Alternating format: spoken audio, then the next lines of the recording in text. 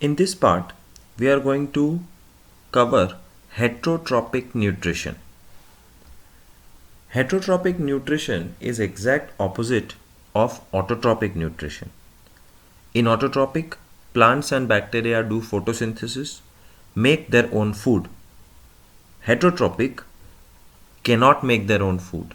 They are dependent. And in heterotrophic, there are three categories. Two categories are written in front of you, and the third one I'll tell you later. So first of all, heterotrophic means an organism which cannot make its own food by photosynthesis and is dependent on other organisms, plants and animals for its food. The first heterotrophic style of nutrition is called saprophytic. Saprophytic means eating dead and decaying material. And who shows this kind of nutrition behavior? Fungi, molds, yeast and mushroom. Fungus, mold, yeast and mushroom is a family of organisms which are saprophytic. They only live by eating dead and decaying material. The second type of heterotrophic nutrition is parasitic. Parasitic nutrition में the organism lives inside the host. तो एक organism के अंदर दूसरा parasitic organism रहता है. The parasite harms the host, slowly eats the host and lives inside it. For example cuscuta, Hindi में उसको अमर बेल बोलते हैं. It's a kind of a creeper. It's a plant which sucks the liquid from a living plant, harms that living plant and finally जो original living plant है वो मर जाएगा एंड दिस कसकटा बेल विल लिव. टिक्स, सिर में जूं पड़ जाती है. Lice, leeches and tapeworm. Tapeworm intestine में रहते हैं. They harm the human being by living inside their body. This kind of organisms who harm and live inside the host are called parasitic. And third one, which I told you is not written here, is called holozoic nutrition. And holozoic, HOLOZOIC nutrition का example है human beings, lion, tiger, dogs and cats. We all eat complete food. Whether it is vegetarian or non-vegetarian, हम सामने का पूरा organism खा जाते हैं. जबकि सैप्रोफाइटिक में पूरा ऑर्गेनिज्म नहीं खाते और पैरासाइटिक में भी पूरा ऑर्गेनिज्म नहीं खाते. पिछले वीडियो में ऑटोट्रोफिक न्यूट्रिशन के बारे में पढ़ा था. चलिए इस वीडियो में हेट्रोट्रोफिक न्यूट्रिशन के बारे में बात करते हैं. तो ये वो ऑर्गेनिजम्स हैं जो विभिन्न सोर्सेज से न्यूट्रिशन प्राप्त करते हैं. वो ऑटोट्रॉफ्स की तरह अपना खाना सिंथेसाइज नहीं कर सकते. एक पैरामीटर जिस पर हेट्रोट्रोफिक एनिमल्स क्लासिफाई किए जाते हैं वो है फूड सोर्स की मोबिलिटी. इसका क्या मतलब है? चलिए इसे एग्जाम्पल्स की मदद से समझते हैं. हर्बीवोरस एनिमल्स के केस में फूड का सोर्स स्टेशनरी होता है. स्टेशनरी का मतलब वो अपनी जगह से हिलता नहीं है. ये फूड सोर्सेज प्लांट्स और ग्रास हैं. लेकिन कार्निवोरस एनिमल्स के केस में फूड सोर्स मोटाइल होता है, यानी कि वो एक जगह पर स्थिर नहीं रहता. तो ये एनिमल्स को क्लासिफाई करने का एक सिंपल तरीका है. फूड सोर्स या तो स्टेशनरी होगा या मोटाइल. क्या इससे हम ये कह सकते हैं कि सभी एनिमल्स हेट्रोट्रोफ्स होते हैं? जी हां, बेशक. चलिए मैं आपसे एक और सवाल पूछता हूं. क्या इसका उल्टा भी सही होगा? मेरा मतलब है, क्या हम कह सकते हैं कि सभी हेट्रोट्रोफ्स एनिमल्स होते हैं? जी नहीं. हेट्रोट्रोफ्स का मतलब होता है वो ऑर्गेनिजम्स जो दूसरे सोर्सेज से न्यूट्रिशन प्राप्त करते हैं. तो एनिमल्स के अलावा क्या आप ऐसे ऑर्गेनिजम्स के बारे में सोच सकते हैं जो फूड के लिए दूसरे ऑर्गेनिजम्स पर निर्भर होते हैं? जरा सोचिए. जी हां, कई फंगाई के प्रकार इस कैटेगरी में आते हैं. लेकिन हम ये जानते हैं कि फंगाई ऑर्गेनिजम्स को नहीं मारते. वे मरे हुए और सड़ रहे ऑर्गेनिक मैटर से न्यूट्रिशन प्राप्त करते हैं. तो इसका मतलब यह है कि सभी हेट्रोट्रोफिक ऑर्गेनिजम्स को भी अलग अलग प्रकार में बांटा जा सकता है. चलिए न्यूट्रिशन प्राप्त करने के पैटर्न पर से इन प्रकारों को पढ़ें. ये एक और पैरामीटर है जिस पर हेट्रोट्रोफिक ऑर्गेनिजम्स को क्लासिफाई किया जा सकता है. पहली कैटेगरी है जिसमें ऑर्गेनिजम्स उनका खाना उनके शरीर के बाहर ब्रेक डाउन करते हैं और फिर वे ब्रोकन डाउन न्यूट्रिएंट्स को सीधे एब्जॉर्ब कर लेते हैं. ऑर्गेनिजम्स जैसे कि फंगाई इस कैटेगरी में आते हैं. ये प्लांट्स और एनिमल्स की डेड बॉडीज के ऑर्गेनिक मैटर को ब्रेक डाउन करते हैं. फिर वे इस ऑर्गेनिक मैटर को एब्जॉर्ब करते हैं. इस टाइप को सैप्रोफाइटिक न्यूट्रिशन भी कहा जाता है। अगर इस टाइप में खाना शरीर के बाहर ब्रेक डाउन किया जाता है तो क्या आप दूसरा टाइप गेस कर सकते हैं? जी हां, दूसरा टाइप वो है जिसमें डाइजेशन बॉडी के अंदर होता है, और इस कैटेगरी का उदाहरण मनुष्यों से बेहतर और क्या हो सकता है। तो इस टाइप में हम जैसे ऑर्गेनिजम्स होते हैं जो होल फूड खाते हैं।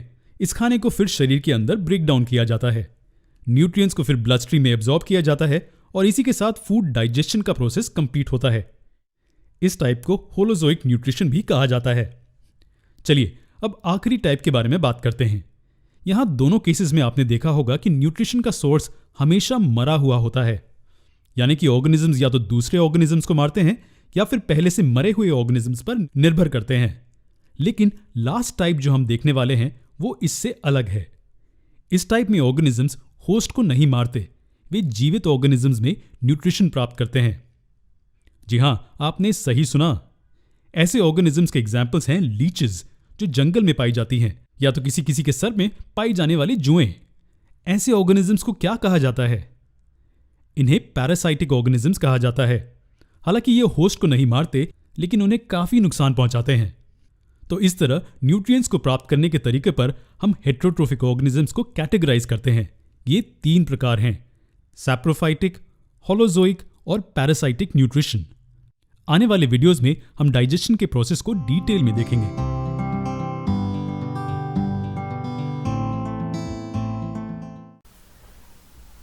How do organisms obtain their nutrition in case of unicellular organisms?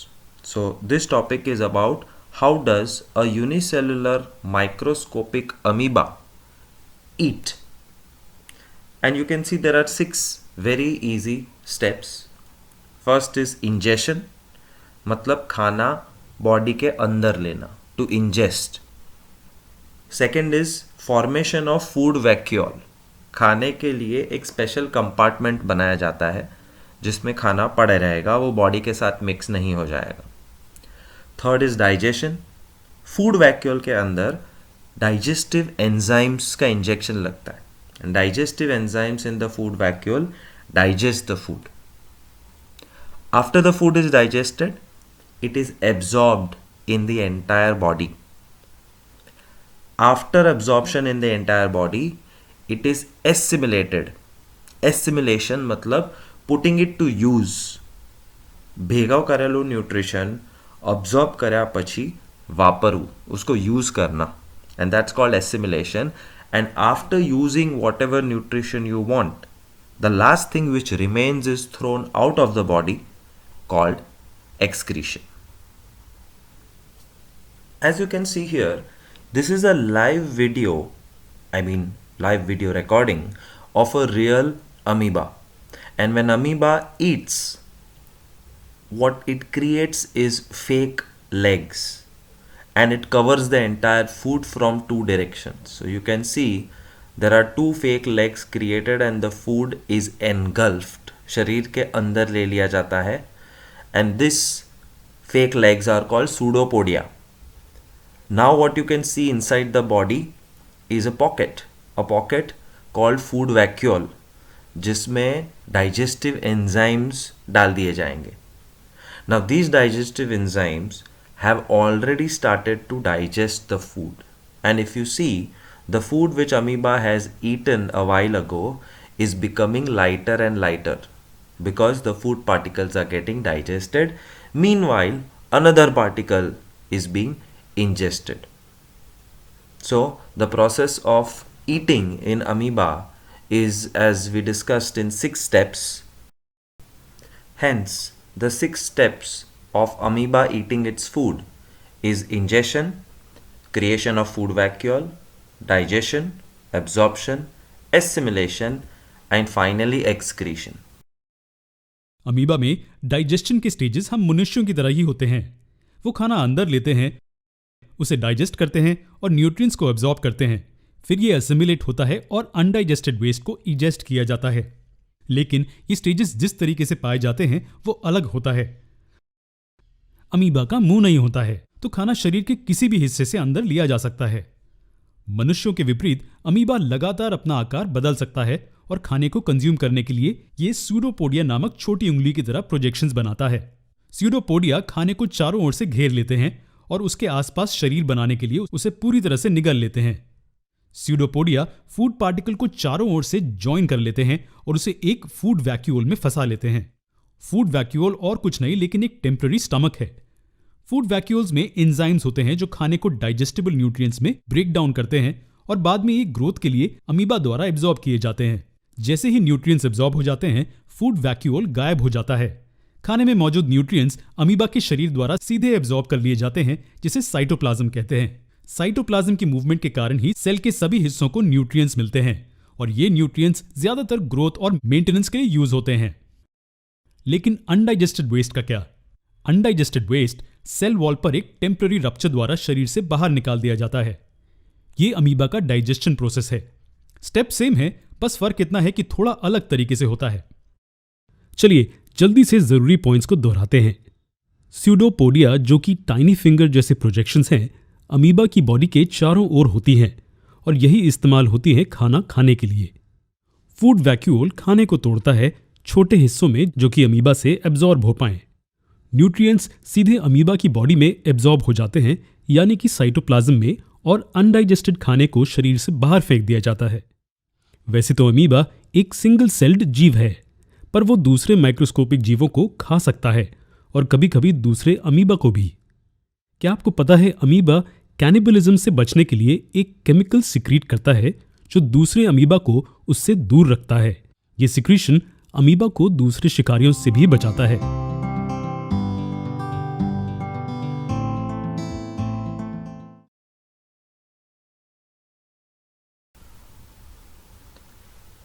Nutrition in human beings. Now this is one of the longest questions of 10th standard science textbook, human digestive system. So how do we take our nutrition, how do we eat, digest, etc, etc. But before that, a small activity 6.3, where we are trying to prove that our saliva contains digestive enzymes and it has capacity to digest starch. If you remember, starch कहाँ होता है और क्या होता है? Starch is how the plant stores its nutrition. Photosynthesis में बनता है glucose and that glucose is stored by the plant in the form of starch. And that starch is our food. So when we start eating, the starch goes into our mouth and saliva has enzymes, chemicals which digest this starch.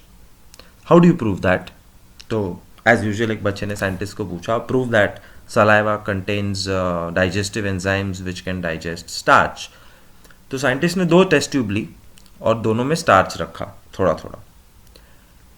एक test tube को side में रख दिया और दूसरी test tube में saliva डाला, any human being saliva.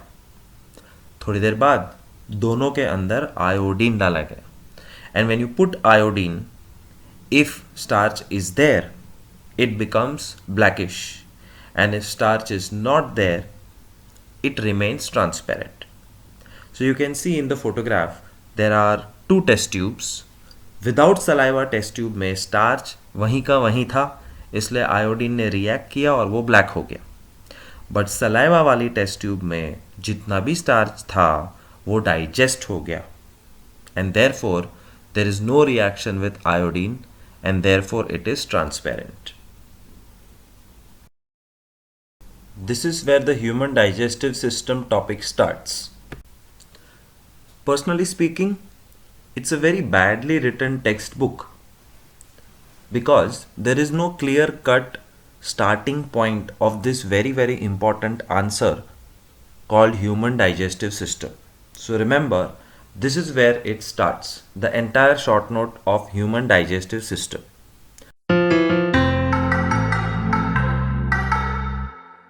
Digestion के अलग अलग स्टेजेस कौन से हैं? हम इसे 2 तरीकों से समझ सकते हैं।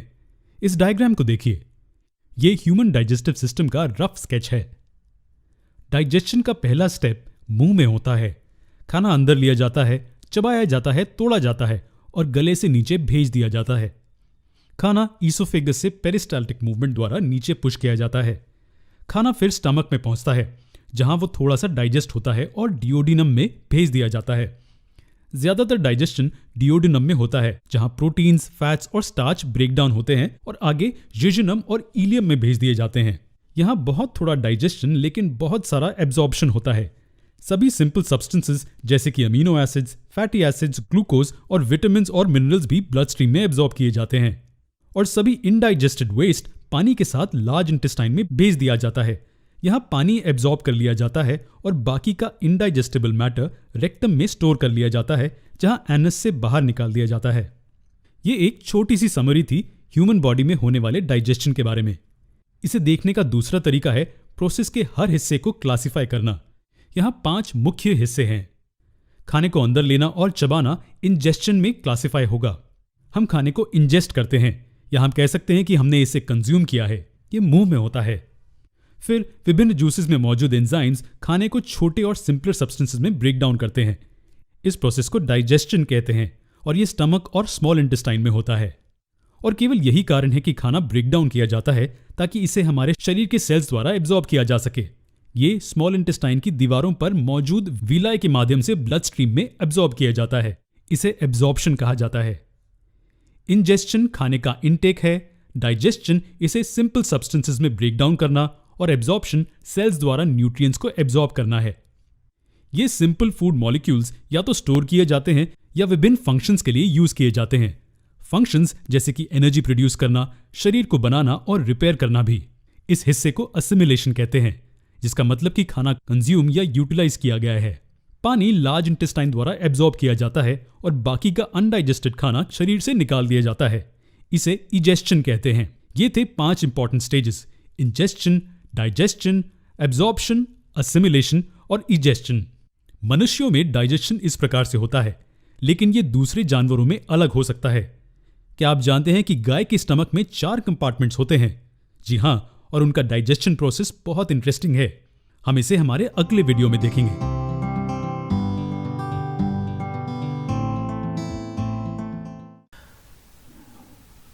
What we eat, it starts from the mouth obviously, and in mouth we have a lot of accessories who help us in this entire process of nutrition.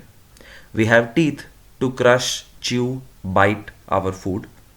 We have tongue to mix the saliva, to wet the food and to smoothen the food.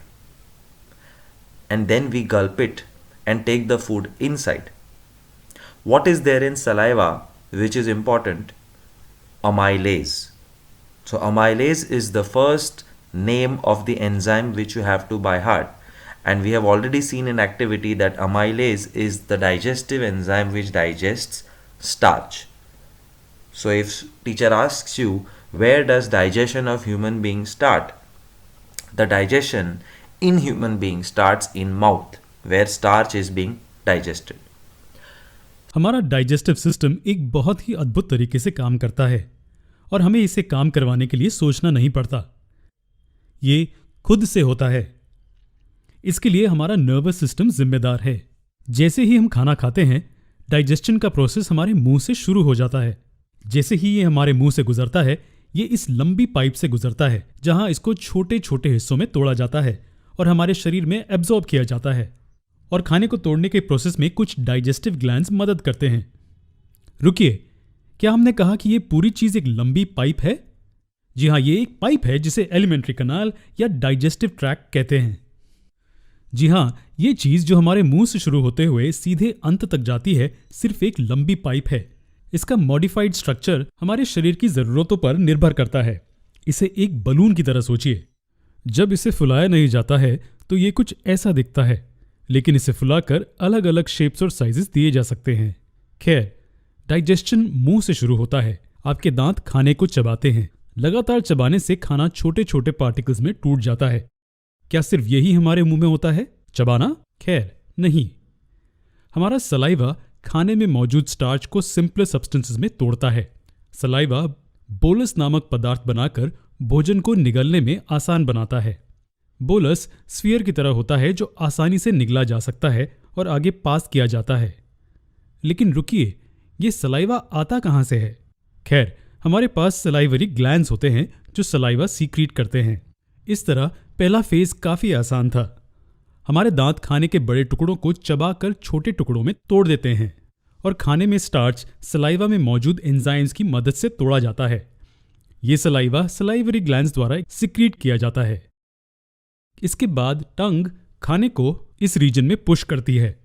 जी हाँ, इस reason में, जिसे oesophagus कहा जाता है। यहाँ क्या होता है? क्या यहाँ कोई डाइजेशन होता है? नहीं, बिल्कुल नहीं। ईसोफेगस में डाइजेशन नहीं होता है। ये सिर्फ एक पैसेज है मुंह से अगले रीजन यानी कि पेट तक।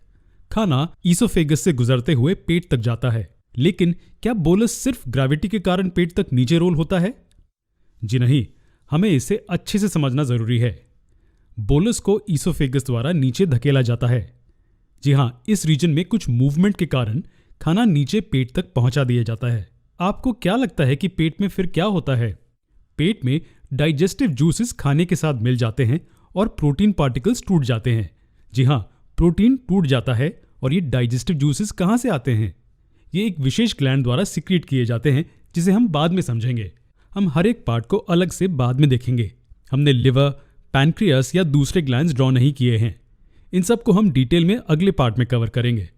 चलिए पेट पर दोबारा आते हैं। पेट में खाने को घंटों तक स्टोर करने के लिए यूज किया जाता है और डाइजेस्टिव जूसेस की मदद से बोलस काइम में बदल जाता है, जो अगले रीजन में पास कर दिया जाता है। और अगला रीजन कौन सा है? ये रीजन जो पेट के अंत से शुरू होता है और वो यहां तक होता है, इसे हम स्मॉल इंटेस्टाइन कहते हैं। ये डाइजेस्टिव ट्रैक्ट का एक बहुत ही अहम हिस्सा है। इस रीजन में दो जरूरी चीजें होती हैं। पहले, फैट्स प्रोटीन्स और स्टार्च में तोड़े जाते हैं। ये स्मॉल इंटेस्टाइन के अंदर और आसपास मौजूद ग्लैंड्स द्वारा सिक्रीट किए गए जूसेस की मदद से तोड़े जाते हैं। दूसरा, ये पहला फेज है जिसमें न्यूट्रिएंट्स शरीर में एब्जॉर्ब किए जाते हैं। याद रखिए कि यही मुख्य कारण है कि फूड तोड़ा जाता है, शरीर में इसकी एब्जॉर्प्शन की सहायता के लिए। तो ब्रेकडाउन और न्यूट्रिएंट्स का एब्जॉर्प्शन स्मॉल इंटेस्टाइन में होता है। वो खाना जो स्मॉल इंटेस्टाइन द्वारा डाइजेस्ट नहीं होता है, वो लार्ज इंटेस्टाइन या कोलन में मूव करता है। सिवाय एब्जॉर्प्शन के यहाँ ज्यादा कुछ नहीं होता। और ये न्यूट्रिएंट्स का एब्जॉर्प्शन नहीं है। यहाँ मुख्य रूप से अनडाइजेस्टेड खाने में मौजूद पानी एब्जॉर्ब होता है।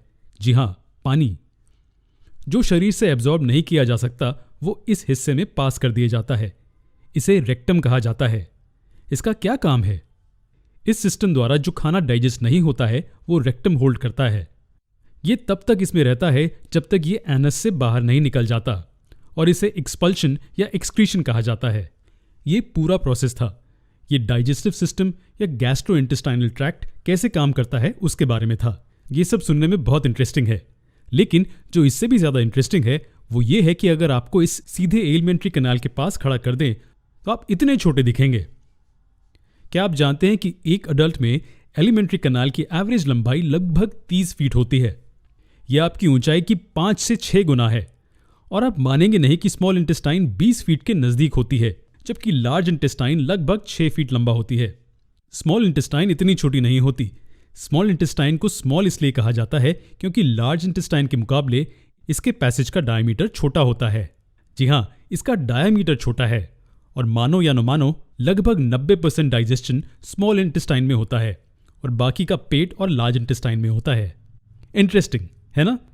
लेकिन ट्रैक्ट के हर हिस्से के बारे में ऐसा बहुत कुछ है जो हमें समझने की जरूरत है। हम अगले लेसन में इन्हीं सब पॉइंट्स को कवर करेंगे।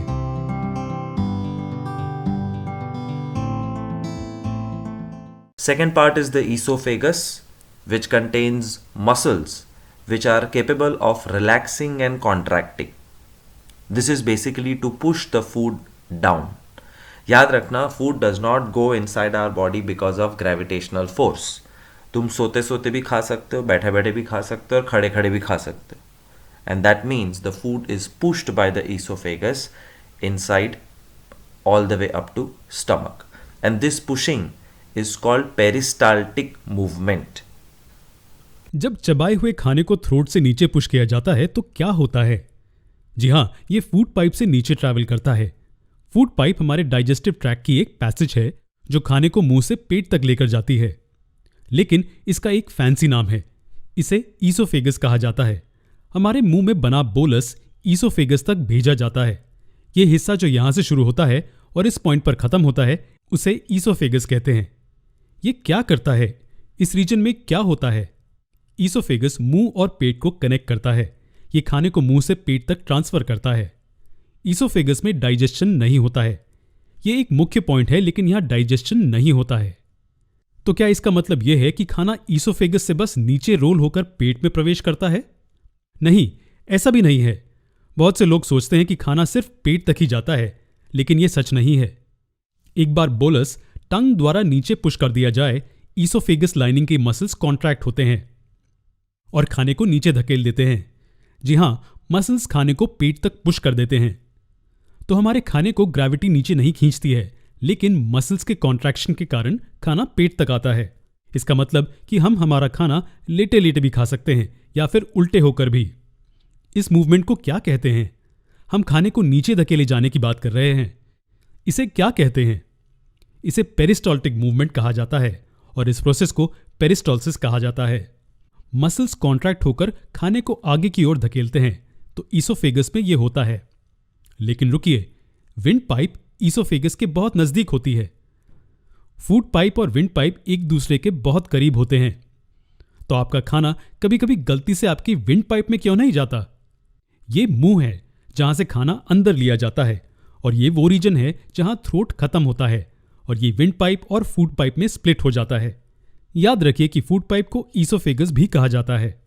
अगर आप फिगर को ध्यान से देखेंगे तो आप यहां एक फ्लैप देखेंगे। जब हम सांस लेते हैं तो ये हवा को विंड पाइप में प्रवेश करने देता है, लेकिन खाने को इसमें प्रवेश करने से रोकने के लिए बंद हो जाता है। हवा अंदर जा सकती है, लेकिन खाना नहीं। इस फ्लैप को एपिग्लॉटिस कहा जाता है। और इसका काम क्या होता है? आप कह सकते हैं कि हर बार जब हम हमारा खाना चबाते हैं, ये हमारी जान बचाता है। अगर खाना विंड पाइप में चला जाए तो ये हवा को ब्लॉक कर देगा और हमें घुटन होगी। तो इस तरह से खाना ईसोफेगस द्वारा पेट में भेजा जाता है।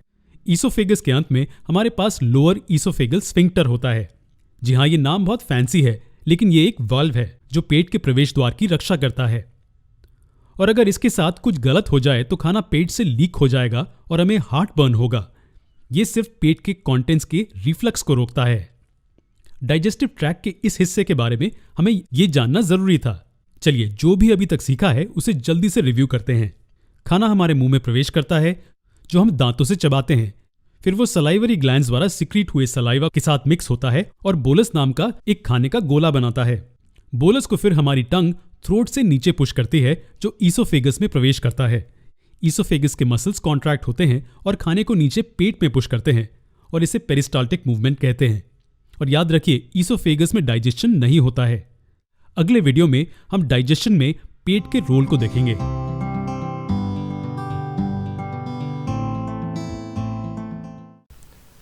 The third component, the most important component, is stomach. And stomach contains three important things inside it. Number one, hydrochloric acid. Because it is important to create acidic environment. For whom? For pepsin. Because pepsin is an enzyme who does not work if acidic environment is not there. तो pepsin जिसका काम है to digest protein, उसने कहा है कि मुझे acidic environment चाहिए, इसलिए स्टमक HCl बनाता है। But this HCl, it's acid, and acid are not good for health. You can not drink acid, you can not touch acid. तो स्टमक के अंदर एसिड कैसे टिकता है? Mucus, the third component. Mucus is a protective layer जो stomach को खुद के एसिड से बचाता है। It's like a hand glove which protects the hand from outside, and this is a hand glove which protects the stomach from inside. When acid in the stomach sometimes increases, it is called acidity. We all know that. जैसे ही खाना हमारे मुंह में प्रवेश करता है, उसे चबाया जाता है, गीला किया जाता है और गले से ईसोफेगस तक नीचे भेज दिया जाता है। ईसोफेगस की पेरिस्टाल्टिक मूवमेंट के साथ खाने को नीचे पेट तक भेज दिया जाता है। फिर पेट क्या करता है? चलिए जूम इन करके अच्छे से समझते हैं कि आखिर पेट में क्या होता है। पेट को एक बड़े बैग जैसा स्ट्रक्चर की तरह सोचे। खाने को थोड़ा सा डाइजेस्ट करके स्मॉल इंटेस्टाइन में भेज दिया जाता है। लेकिन डाइजेशन कैसे होता है? पेट के पास हमारी ओरल कैविटी जैसे दांत नहीं होते हैं, तो आखिर खाना कैसे तोड़ा जाता है? ईसोफेगस से गुजरकर पेट में बोलस प्रवेश करता है, जो मुंह में बनता है। बोलस पेट में इस पॉइंट से प्रवेश करता है, कुछ डाइजेशन यहां होती है और फिर इस पॉइंट से बाहर निकल जाता है। पेट से जो बाहर निकलता है उसे काइम कहते हैं। बोलस एक फ्लूइड जैसे सब्सटेंस में बदल जाता है जिसे काइम कहते हैं और उसे स्मॉल इंटेस्टाइन में भेज दिया जाता है। अगर हम एक लाइन में यह समझाएं कि पेट में क्या होता है तो ये कुछ ऐसा होगा। पेट एक चर्नर की तरह काम करता है और ये खाने को एक मिल्की पेस्ट में चर्न करता है जिसे काइम कहते हैं। ये काइम स्मॉल इंटेस्टाइन में रिलीज होता है और इस प्रोसेस को पूरा करने के लिए पेट को लगभग 4 घंटे लगते हैं। बोलस काइम में कैसे बदलता है? इस कन्वर्जन में 2 चीजें मदद करती हैं। पहला, बोलस पेट में मसल के कॉन्ट्रैक्शन के कारण चर्न होता है। जी हां, इसे स्टमक में मसल मूवमेंट द्वारा फिजिकली ब्रेक किया जाता है।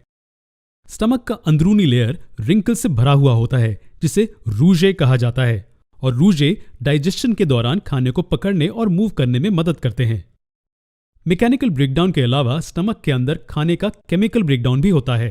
केमिकल ब्रेकडाउन के दौरान अलग अलग न्यूट्रिएंट्स जैसे कि प्रोटीन्स और फैट्स एंजाइम्स द्वारा ब्रेकडाउन किए जाते हैं। जी हां, एंजाइम्स खाने को केमिकल ब्रेकडाउन में मदद करते हैं और एंजाइम्स गैस्ट्रिक जूसेस में मौजूद होते हैं जो पेट की दीवारों पर मौजूद गैस्ट्रिक ग्लैंड्स में सीक्रेट होते हैं। याद रखिए कि किसी भी तरह के केमिकल ब्रेकडाउन के लिए ऑर्गन के आसपास मौजूद ग्लैंड्स द्वारा जूसेस सीक्रेट किए जाते हैं। ओरल कैविटी में एंजाइमेटिक ब्रेकडाउन के लिए हमारे पास सलाइवरी ग्लैंड्स होते हैं और स्टमक में खाने के एंजाइमेटिक ब्रेकडाउन के लिए हमारे पास गैस्ट्रिक ग्लैंड्स हैं। हमें केमिकल ब्रेकडाउन को डिटेल में समझना होगा। बोलस के केमिकल डाइजेशन में 3 चीजें मदद करती हैं। वो हैं हाइड्रोक्लोरिक एसिड, पेप्सिन और लाइपेज। हाइड्रोक्लोरिक एसिड नेचर में एसिडिक होता है। ये बैटरी एसिड से भी ज्यादा एसिडिक होता है। ये हाइड्रोक्लोरिक एसिड खाने में बैक्टीरिया को मारता है और हमारे शरीर को हानिकारक माइक्रोब से बचाता है। ये इसके फंक्शंस में से एक फंक्शन है। हाइड्रोक्लोरिक एसिड पेप्सिन नाम के प्रोटीन डाइजेस्टिव एंजाइम्स को काम करने के लिए उचित स्थिति बनाता है। तो हाइड्रोक्लोरिक एसिड अनचाहे बैक्टीरिया को मारता है और पेप्सिन को खाने पर काम करने में मदद करता है। लेकिन पेप्सिन के बारे में आपका क्या कहना है? पेप्सिन खाने में एक प्रकार के न्यूट्रिएंट के एंजाइमेटिक ब्रेकडाउन में मदद करता है और वो है प्रोटीन। जी हां, प्रोटीन को पेप्सिन नाम के एंजाइम द्वारा ब्रेकडाउन किया जाता है। ये पेप्टाइड में ब्रेकडाउन किया जाता है जो कि प्रोटीन का पार्टली ब्रोकन डाउन रूप है और स्टमक द्वारा सिक्रीट किया गया गैस्ट्रिक लाइपेज फैट्स के डाइजेशन में मदद करता है। तो हमारे स्टमक में खाने के केमिकल ब्रेकडाउन के बारे में ये 3 चीजें जानना जरूरी है। ये हैं हाइड्रोक्लोरिक एसिड, पेप्सिन और गैस्ट्रिक लाइपेज के रोल्स। जरा रुकिए, क्या आप जानते हैं कि हाइड्रोक्लोरिक एसिड नेचर में इतना एसिडिक है कि ये मेटल को भी डिसॉल्व कर सकता है? जी हां, ये इतना स्ट्रांग है। तो अगर ये इतना स्ट्रांग है तो स्टमक खुद को कैसे बचाता है? ये इसलिए क्योंकि हमारा स्टमक म्यूकस की लेयर से कोटेड होता है जो इसे ऐसे स्ट्रांग एसिड से बचाती है। और अगर ये लेयर किसी भी तरह से खराब हो जाए तो हमें दर्दनाक अल्सर्स हो सकते हैं। डाइजेशन के अलावा स्टमक एक short term food storage facility के रूप में भी काम करता है। इससे हम ज्यादा खाना जल्दी खा सकते हैं और ये इसे बाद में डाइजेस्ट करता है। जब हमारा पेट भरा होता है तो ये लगभग 2 से 3 लीटर तक चबाया हुआ खाना रख सकता है। चलिए इसे जल्दी से रिव्यू करते हैं। हमारे पेट में 2 चीजें होती हैं। पहली, हाइड्रोक्लोरिक एसिड बैक्टीरिया को मारता है और एंजाइम्स को काम करने के लिए उचित स्थिति बनाता है और एंजाइम्स प्रोटीन्स और फैट्स को सिंपल कंपोनेंट्स में ब्रेक डाउन कर देता है। जैसे ही काइम स्टमक को छोड़ने के लिए तैयार हो जाती है तो पाइलोरिक स्फिंक्टर खुल जाता है और काइम की एक छोटी सी मात्रा को डिओडिनम में पास कर देता है। डिओडिनम स्मॉल इंटेस्टाइन का पहला हिस्सा है जिसके बारे में हम अगले सेशन में समझेंगे।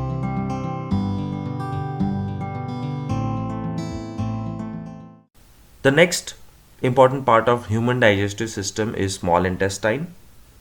It is the longest part of alimentary canal. Alimentary canal मतलब माउथ से लेके एनस तक, इनपुट से लेके आउटपुट तक, इंजेशन से एक्सक्रीशन तक जो नॉन स्टॉप पाइपलाइन रन करती है हमारे बॉडी में, दैट्स कॉल्ड एलिमेंट्री कैनाल। और ये एलिमेंट्री कैनाल का सबसे लंबा पार्ट है स्मॉल इंटेस्टाइन।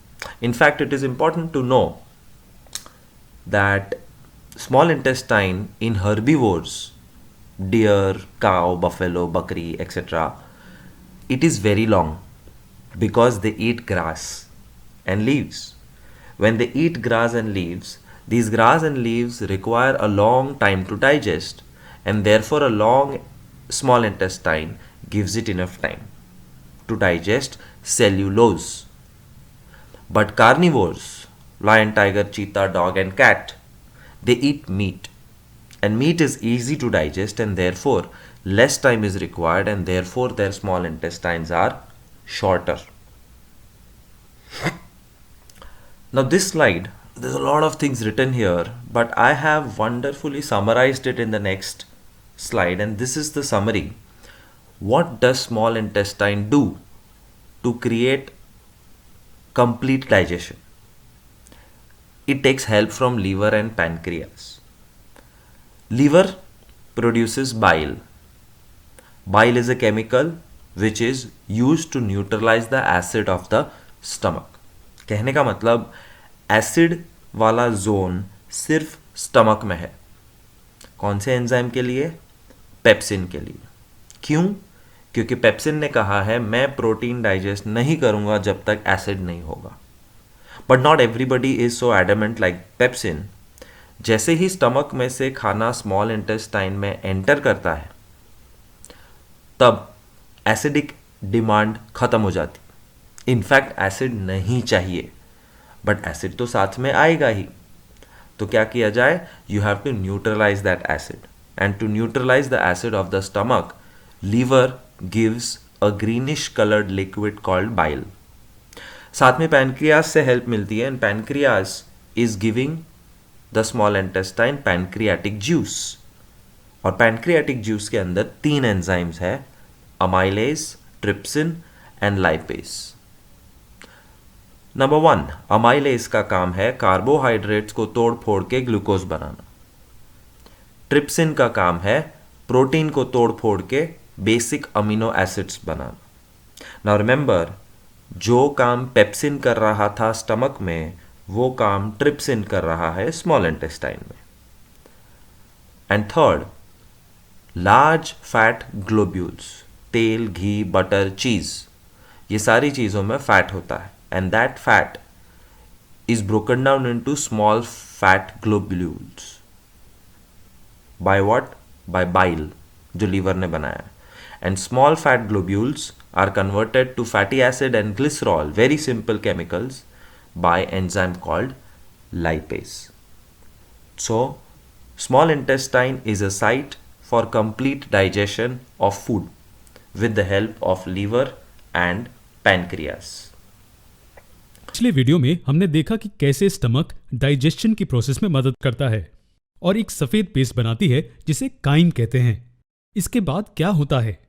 काइम को कहां भेजा जाता है?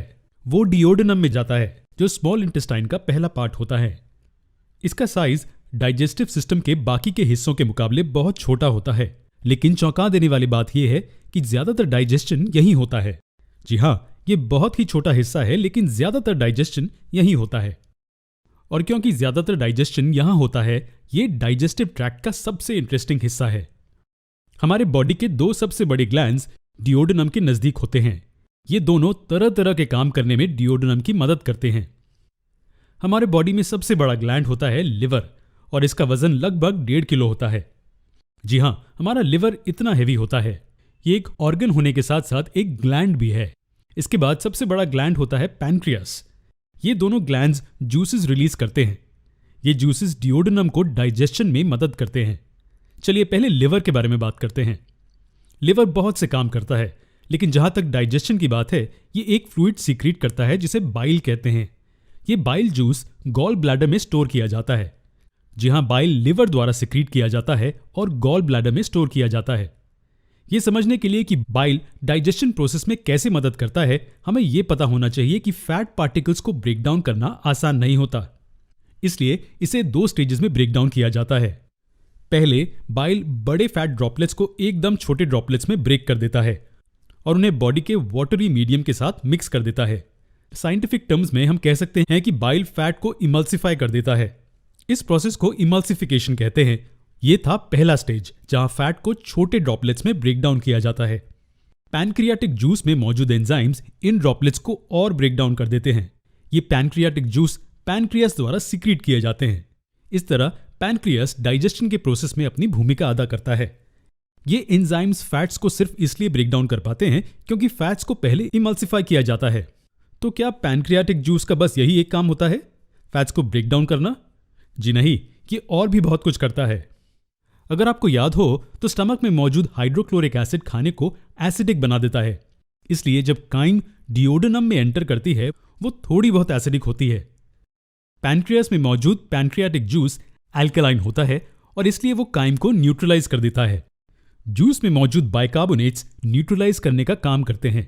इस तरह एंजाइम्स के काम करने के लिए परिस्थितियां सहायक हो जाती हैं। जी हाँ, पैनक्रियाटिक जूस में एंजाइम्स भी होते हैं जो प्रोटीन, स्टार्च और फैट्स को डाइजेस्ट करते हैं। पैनक्रियाटिक जूस में 3 मुख्य एंजाइम्स होते हैं, ट्रिप्सिन, एमिलेज और लाइपेज। ये क्या करते हैं? ये खाने में मौजूद किन न्यूट्रिएंट्स को ब्रेक डाउन करते हैं? ट्रिप्सिन प्रोटीन्स या पेप्टाइड्स को अमीनो एसिड्स और छोटे पेप्टाइड्स में ब्रेक डाउन कर देता है। जी हाँ, पेप्टाइड्स से स्मॉलर पेप्टाइड्स। पैनक्रियाटिक एमिलेज बचे हुए स्टार्च को माल्टोज में बदल देता है और पैनक्रियाटिक लाइपेज इमल्सिफाई किए गए फैट्स पर काम करता है और उन्हें फैटी एसिड्स और ग्लिसरॉल में बदल देता है।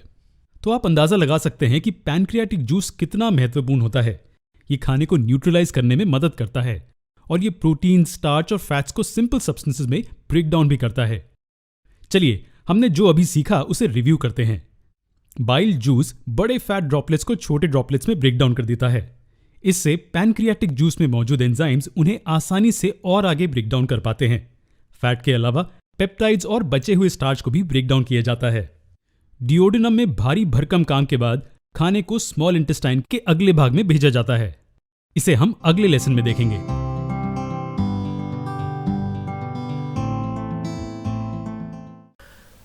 अब खाना सारा डाइजेस्ट हो चुका है, तुम्हारी रोटी, सब्जी, दाल, पापड़, सैलड सब कुछ एक हो गया है और कुछ आइडेंटिफाई नहीं कर सकते because it is completely broken down into simple parts. But फिर भी बॉडी में एनर्जी नहीं है क्योंकि अब मेन चीज़ होती है अब्जॉर्प्शन। पचाए हुए खाने को अब्जॉर्ब करके पूरी बॉडी में पहुंचाना है। सो अब्जॉर्प्शन कहाँ होता है? स्मॉल इंटेस्टाइन में, where a large number of, large means literally lakhs of them, lakhs of finger-like projections called villi are there inside the small intestine and they increase the surface area of small intestine. इससे क्या होता है कि जितना भी glucose, vitamin, mineral, protein, amino acid etcetera, it is all absorbed easily in the small intestine because of finger-like projections called villi. पिछले video में हमने देखा कि खाना डिओडेनम में ब्रेक डाउन किया जाता है। डिओडेनम से इसे स्मॉल इंटेस्टाइन के दूसरे हिस्से में भेजा जाता है जिसे जेजुनम कहते हैं और स्मॉल इंटेस्टाइन के तीसरे हिस्से को इलियम कहा जाता है।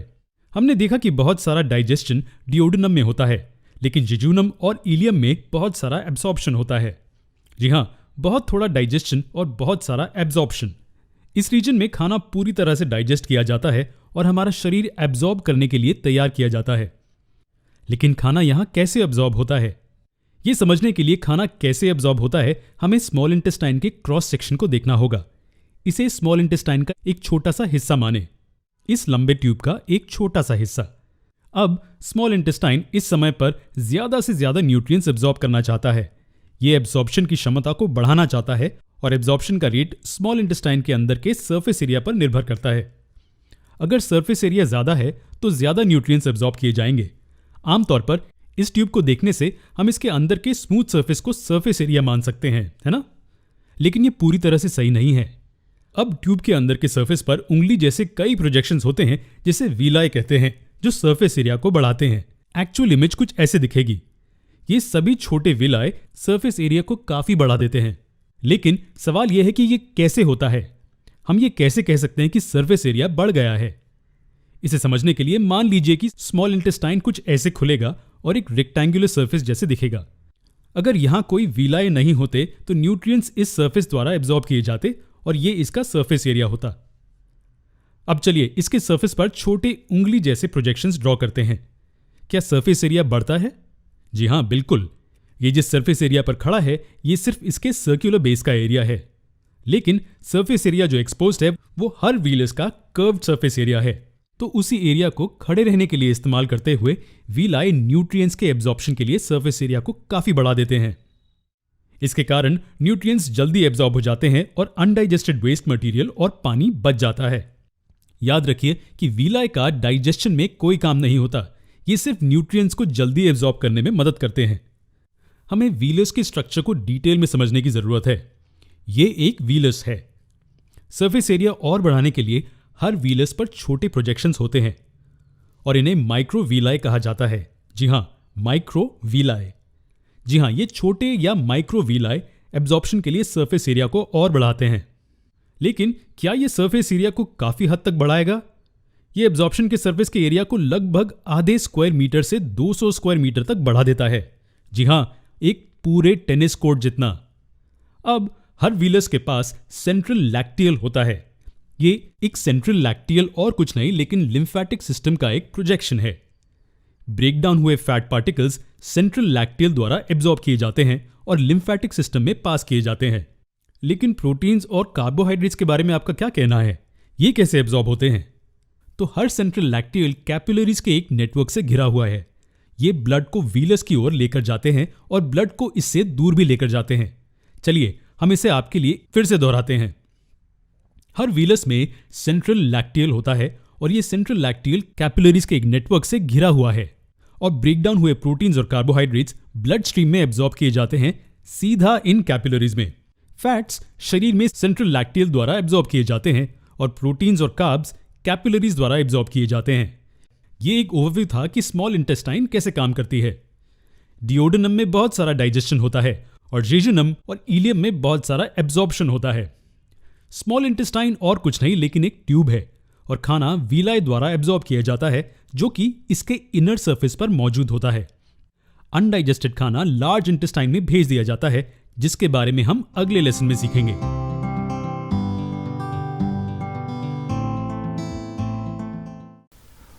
अब अब्जॉर्प्शन भी हो चुका है और सारा बचा खुचा खाना लार्ज इंटेस्टाइन की तरफ जाएगा।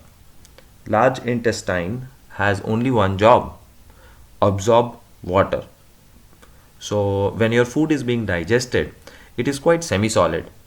But because water is absorbed in the large intestine, the waste becomes more towards the solid form, a thick paste, and finally we remove it via anus.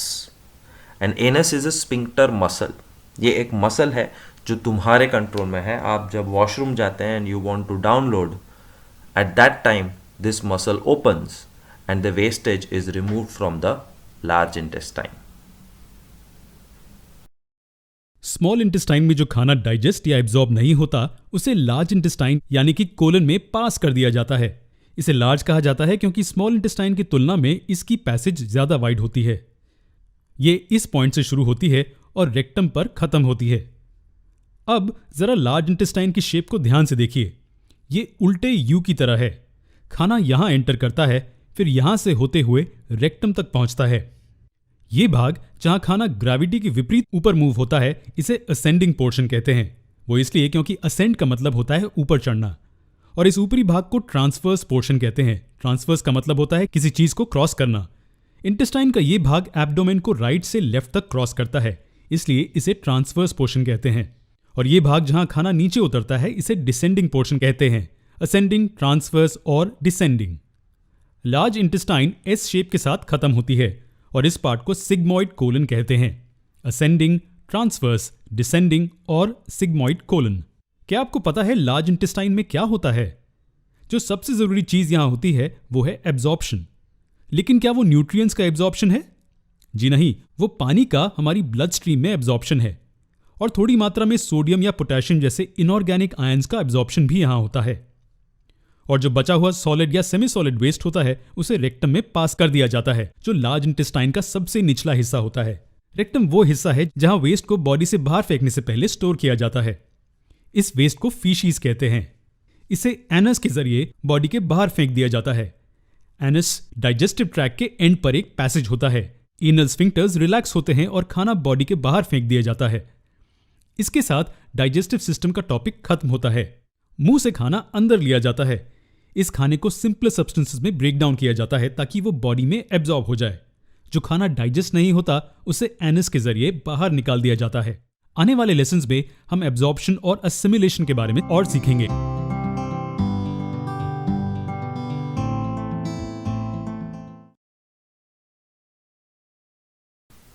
This is an extra topic about dental caries.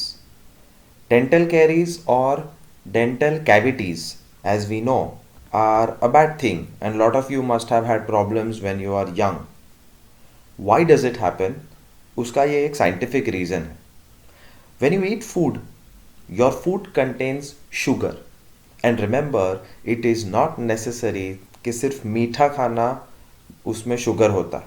Sugar मतलब carbohydrate, and those carbohydrates are present in almost everything we eat. करेला खाते तो करेला में भी carbohydrates होते हैं, and these carbohydrates, which are kind of sugars, is food for bacteria. So bacteria eats the sugar and converts it to acid. That acid destroys the enamel.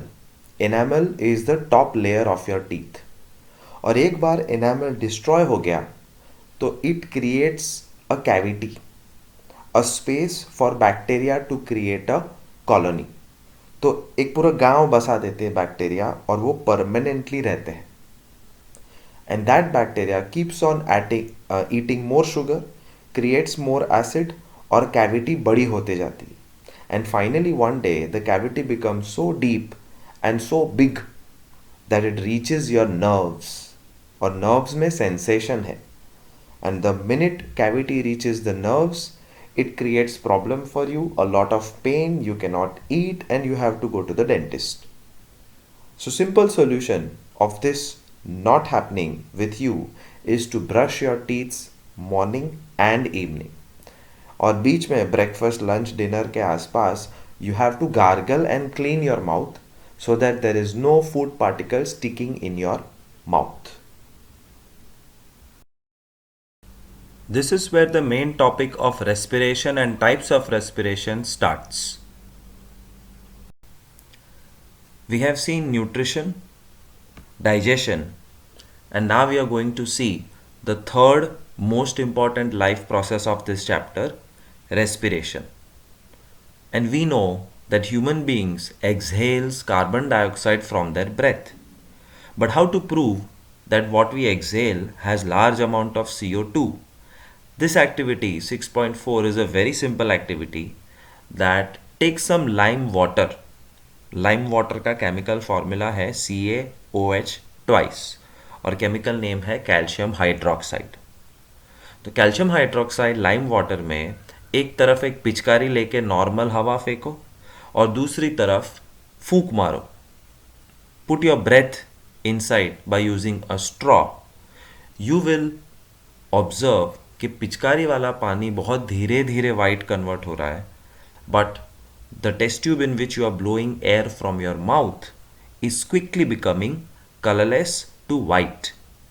और वो क्यों वाइट हो रहा है उसका रिएक्शन लिखा है एंड में, that calcium hydroxide reacts with carbon dioxide to form calcium carbonate, and calcium carbonate is a white coloured powder, and that white coloured powder makes the transparent water non transparent. तो जो colour conversion हो रहा है from transparent to white is because calcium hydroxide is converting to calcium carbonate because of carbon dioxide. Hence proved that our breath contains large amount of carbon dioxide. ये एक दूसरा experiment है, activity 6.5, where we have taken some fruit juice in a beaker which is on the left side. उसमें आप शायद पढ़ सकते हो, लिखा है ग्लूकोज, और फ्रूट जूस में ग्लूकोज होता है. In that we have put some yeast. Yeast is from the fungus family. It's a microscopic organism and it loves to eat sugar. And when yeast eats sugar, it generates large amount of carbon dioxide. ये उसका by product है. कैसे पता? You can see the tube going into another beaker जहाँ पे lime water लिखा है. So transparent lime water में लेफ्ट हैंड साइड वाले जार से कार्बन डाइऑक्साइड पास होता है राइट साइड वाले jar. And when we already know when carbon dioxide passes through lime water, it becomes milky. So we have done two activities. एक हमारे breath में carbon dioxide है और दूसरा yeast produces carbon dioxide when it is eating it's sugar. जैसे कि हमने अपने पिछले वीडियो में देखा, डाइजेशन के एंड प्रोडक्ट्स जैसे कि ग्लूकोज, अमीनो एसिड्स, विटामिन्स और मिनरल्स हमारे शरीर द्वारा एब्जॉर्ब किए जाते हैं. ये सब स्मॉल इंटेस्टाइन में होता है. स्मॉल इंटेस्टाइन के उन हिस्सों को जेजुनम और इलियम कहा जाता है जहां ज्यादातर एब्जॉर्प्शन होता है. अगर आपको याद हो तो छोटे से उंगली जैसे प्रोजेक्शंस को वीलाई कहा जाता है जो तेज एब्जॉर्प्शन के लिए सरफेस एरिया को बढ़ाते हैं. खाना जो डाइजेस्ट हो चुका है वो अब शरीर के अंदर है और अब वो बॉडी सब्सटेंसेस में बदल जाएंगे जो ऑर्गेनिज्म का एक हिस्सा बन जाएंगे. इसे असिमिलेशन कहा जाता है. असिमिलेशन सेल्स में होता है जबकि डाइजेशन एलिमेंट्री कैनाल में होता है. लेकिन न्यूट्रिएंट्स कहाँ जाते हैं? क्या ये सीधे बांट दिए जाते हैं या क्या ये बांट जाने के लिए एक सेंट्रल पॉइंट पर जाते हैं? जी हाँ, ये एक सेंट्रल पॉइंट पर जाते हैं जो कि लिवर है. लिवर एक चेक पॉइंट और कंट्रोल सेंटर की तरह काम करता है जो न्यूट्रिएंट्स को उचित मात्रा में सर्कुलेटरी सिस्टम में रिलीज करता है. हमारे पिछले वीडियो में हमने ये भी देखा था कि लिवर बाइल को सिक्रीट करता है जो फैट को डाइजेस्ट करने में मदद करता है. लेकिन इसका मुख्य फंक्शन स्मॉल इंटेस्टाइन में एब्जॉर्ब हुए न्यूट्रिएंट्स को प्रोसेस करना है. लेकिन शरीर द्वारा अलग अलग न्यूट्रिएंट्स कैसे उपयोग किए जाते हैं? चलिए 3 मुख्य प्रकार के न्यूट्रिएंट्स के बारे में बात करते हैं. ग्लूकोज कार्बोहाइड्रेट्स के ब्रेकडाउन से बनते हैं. फैटी एसिड्स और ग्लिसरॉल फैट के ब्रेकडाउन से बनते हैं और अंत में अमीनो एसिड्स प्रोटीन्स के ब्रेकडाउन से बनते हैं. ये न्यूट्रिएंट्स के 3 मुख्य प्रकार हैं जो ब्रोकन डाउन फॉर्म में हैं और शरीर में एब्जॉर्ब होने के लिए तैयार हैं. लेकिन ग्लूकोज के साथ आखिर क्या होता है? याद रखिए कि ग्लूकोज शरीर को एनर्जी देता है, लेकिन सिर्फ तभी जब शरीर को उसकी जरूरत होती है. इसका मतलब कि इसे स्टोर करना होगा और तभी ही यूज करना होगा जब शरीर इसकी डिमांड करेगा. लेकिन क्या ग्लूकोज को स्टोर किया जा सकता है? जी नहीं, इसे ग्लूकोज के रूप में स्टोर नहीं किया जा सकता है. ग्लूकोज को इनसॉल्यूबल ग्लाइकोजन में बदला जाता है जिसे एनर्जी रिजर्व के रूप में स्टोर किया जाता है.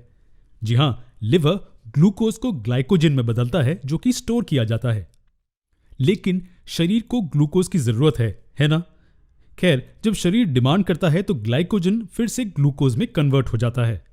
जी हां, ग्लूकोज को स्टोर किए जाने के लिए ग्लाइकोजन में बदल दिया जाता है और उचित समझे जाने पर वापस ग्लूकोज में बदल दिया जाता है और अधिक ग्लूकोज लिवर द्वारा फैट्स में बदल दिए जाते हैं जो एडिपोज टिश्यू में स्टोर किए जाते हैं. ये ग्लूकोज के असिमिलेशन को पूरा करता है. लेकिन फैट प्रोडक्ट्स और अमीनो एसिड्स के बारे में आपका क्या कहना है? डाइजेशन के फैट प्रोडक्ट्स फैटी सब्सटेंसेस में बदले जाते हैं जैसे कि कोलेस्ट्रॉल. फैटी एसिड्स और ग्लिसरॉल एनर्जी रिजर्व्स के रूप में काम करते हैं और स्किन के नीचे या ऑर्गन्स के आसपास स्टोर किए जाते हैं. अब हम आखिरी हिस्से पर आते हैं. अमीनो एसिड्स शरीर के बिगड़े हुए हिस्सों को रिपेयर करने के लिए और इसकी ग्रोथ के लिए यूज होते हैं. जरूरत से ज्यादा अमीनो एसिड स्टोर नहीं किए जा सकते और यूरिया में बदल जाते हैं जो यूरिन के रूप में बाहर निकाल दिया जाता है. तो कुछ इस तरह से खाना शरीर में असिमिलेट होता है. ये ब्लड स्ट्रीम में एब्जॉर्ब होता है और शरीर के रिपेयर और ग्रोथ के लिए एनर्जी और मटेरियल्स प्रदान करने के लिए यूज किया जाता है.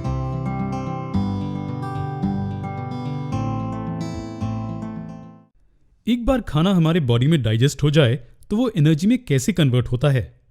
हमें हर काम के लिए एनर्जी की जरूरत होती है जैसे कि चलना, दौड़ना, हिलना. लेकिन खाना एक बार उसके सिंपलेस्ट फॉर्म में ब्रेक हो जाए तो वो क्या खुद से एनर्जी प्रोड्यूस करता है? मान लीजिए ग्लूकोज ये सिंपल ब्रोकन डाउन कॉम्पाउंड है जो बॉडी डाइजेस्ट कर सकती है. लेकिन एनर्जी रिलीज करने के लिए इसे किसी चीज की जरूरत होगी. इसे ऑक्सीजन की जरूरत होगी और इसीलिए हम सांस लेने के जरिए हवा अंदर लेते हैं. याद रखिए, हम जो हवा अंदर लेते हैं उसमें और भी गैसेस होती हैं.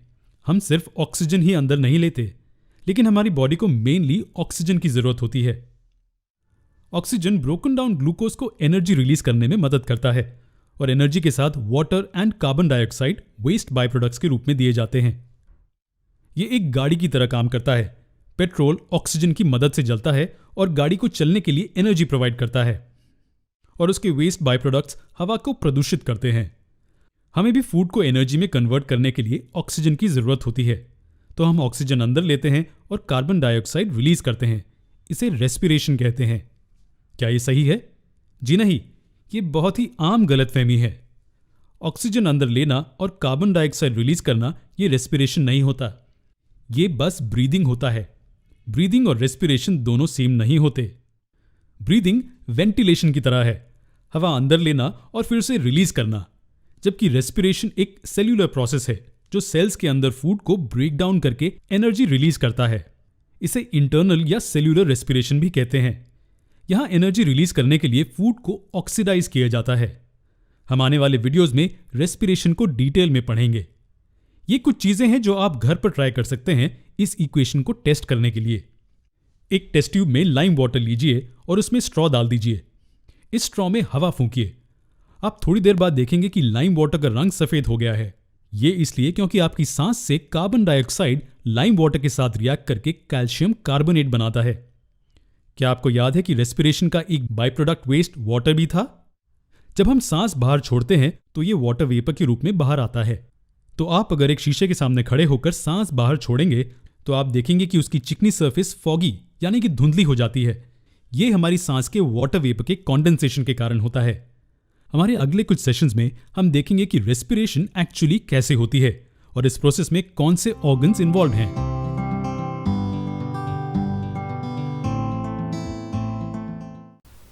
So coming to really what is respiration and why is it a life process?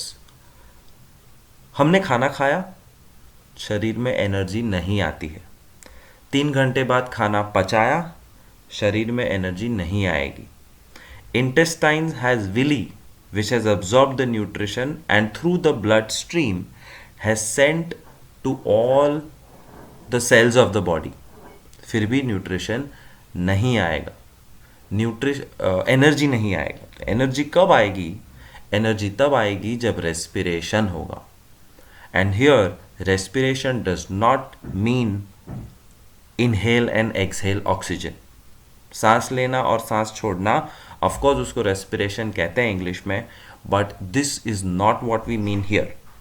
Here respiration means glucose is converted to pyruvate and pyruvate is converted to something else and energy is released. That is called respiration.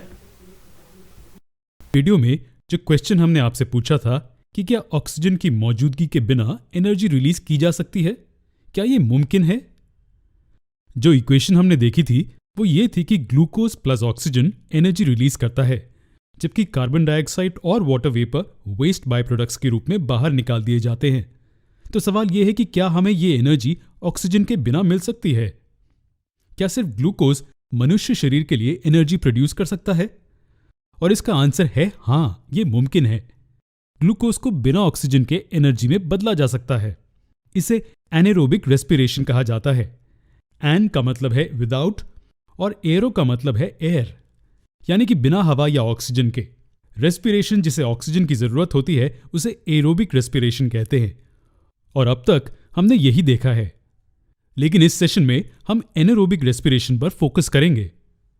इसमें oxygen की मदद के बिना glucose से energy release की जाती है और ये एनारोबिक रेस्पिरेशन से तेज होता है। एनारोबिक रेस्पिरेशन में हमें ऑक्सीजन की जरूरत नहीं है और ये तेज भी है। तो क्या ये फिर एरोबिक रेस्पिरेशन से बेहतर है? इसके कुछ नुकसान भी हैं। मनुष्यों में एनारोबिक रेस्पिरेशन प्रोसेस के दौरान लैक्टिक एसिड प्रोड्यूस होता है और ये धीरे धीरे हमारी मसल्स को पॉइजन करता है, जिसके कारण क्रैम्प्स होते हैं। आपके मसल्स में दर्द रहता है और ये काम करने के लिए कम योग्य हो जाते हैं। मनुष्य भारी काम के दौरान एनारोबिक रेस्पिरेशन का यूज करता है, जैसे कि भागने के दौरान। अगर आप बहुत तेज भाग रहे हैं तो आप पर्याप्त सांस नहीं ले पाते हैं और इसके कारण आपके मसल्स को पर्याप्त ऑक्सीजन नहीं मिल पाता है। तब आपके मसल्स एनारोबिकली सांस लेना शुरू कर देते हैं। एनारोबिक रेस्पिरेशन का दूसरा नुकसान यह है कि इसमें बहुत थोड़ी नेट एनर्जी प्रोड्यूस होती है और इसलिए हम सिर्फ 1 या 2 मिनट तक ही ऑक्सीजन के बिना रह सकते हैं।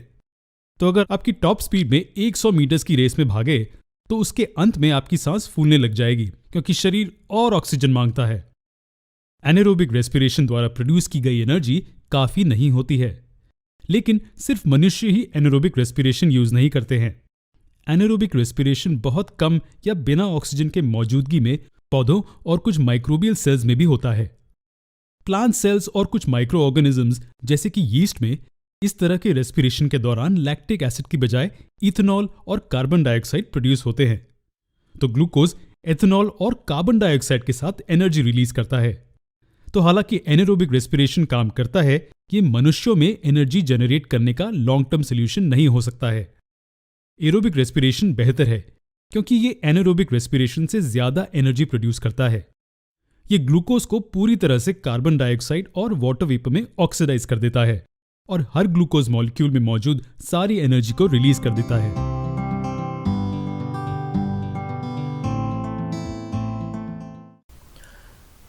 This slides talks about the three types of respiration. It's very nicely shown in this chart where glucose, which is the raw material for energy for all living organism on the planet, this glucose enters the cytoplasm of the cell. Whether that cell is single cell primitive microscopic amoeba, whether it is bacteria, paramecium, whether it is dogs, cats, humans or even plants, whoever wants energy, look at the last three words, energy, energy, energy of every reaction. तो जिसको भी energy चाहिए उसको glucose खाना पड़ेगा. And when you take this glucose, it goes to the cytoplasm, and cytoplasm has enzymes. Which enzyme is not in your syllabus? Digestion के enzymes है amylase, trypsin, lipase, pepsin, etc. But glucose converts to pyruvate. उसका enzyme नहीं है. Good for you. Glycolysis is the name of that method. So remember this. It's not clearly written, but कभी कभी पूछ लेते हैं. That glucose is converted to pyruvate by a method called glycolysis, and it happens in the cytoplasm. Pyruvate now has three different fate. उसके तीन अलग अलग options हैं depending कि किसके अंदर reaction हो रहा है. So let us look at the first case. Pyruvate in absence of oxygen, जो सबसे पहला arrow है ऊपर वाला, pyruvate in absence of oxygen becomes ethanol, carbon dioxide and energy is released. और ये energy किसके लिए है? Yeast के लिए.